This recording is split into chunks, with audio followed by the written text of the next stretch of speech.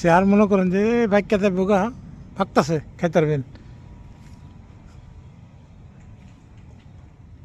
তো এই ডুরিয়ান গাছ লাগাবেন নাকি?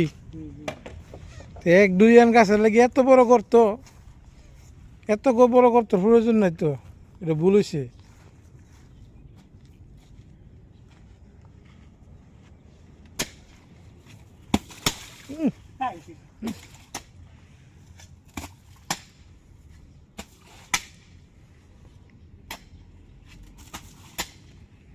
গর্তটা অনেক বড় হয়ে গেছে ডুরিয়ান গাছের জন্য, এত বড় গর্তের প্রয়োজন নাই। 2 ফুট হলেই চলতো, এখন 4 ফুট করে ফেলছে।